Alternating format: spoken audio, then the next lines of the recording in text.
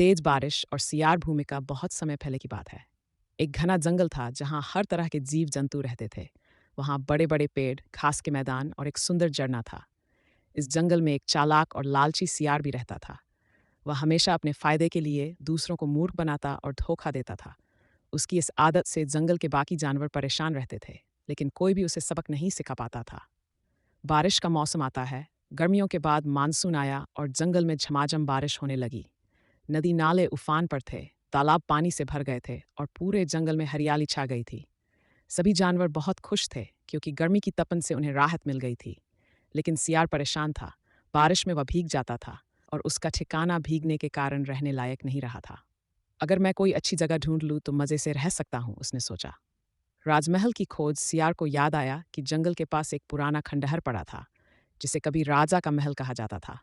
अब वह वीरान पड़ा था और कोई वहां नहीं जाता था। अगर मैं वहां रहूं तो बारिश से बच भी जाऊंगा और आराम से रहूंगा, सियार ने सोचा। फिर वह तेज बारिश में भीगता हुआ खंडहर तक पहुंचा और अंदर जाकर देखा। वहां चारों ओर अंधेरा था, परंतु बारिश से बचने के लिए ये एक अच्छी जगह थी। वाह, यह तो एकदम शानदार जगह है, उसने खुश होकर कहा। झूठी अफवाह फैलाना सियार को अकेले रहना पसंद नहीं था। उसे लगा कि अगर वह यहाँ अकेला रहेगा तो जल्दी ही जंगल के और जानवर भी यहाँ आ सकते हैं। इसलिए उसने एक योजना बनाई। दूसरे दिन सुबह जब बारिश थोड़ी कम हुई तो वह जंगल में गया और जोर जोर से चिल्लाने लगा, मैं बारिश के देवता का दूत हूँ। भगवान ने मुझे यह खंडहर दिया है और अब यह एक पवित्र स्थान बन चुका है। जो कोई भी यहाँ आएगा उसे वरदान मिलेगा।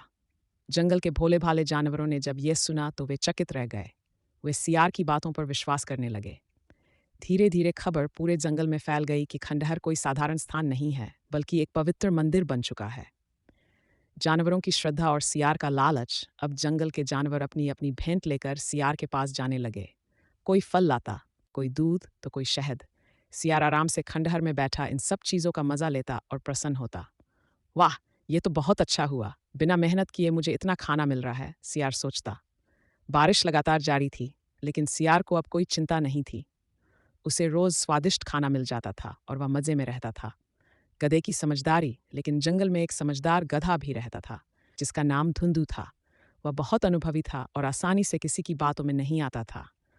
उसने सोचा, सियार हमेशा चालाकी करता है, ये जरूर कोई नई चाल होगी। मुझे इसकी सच्चाई का पता लगाना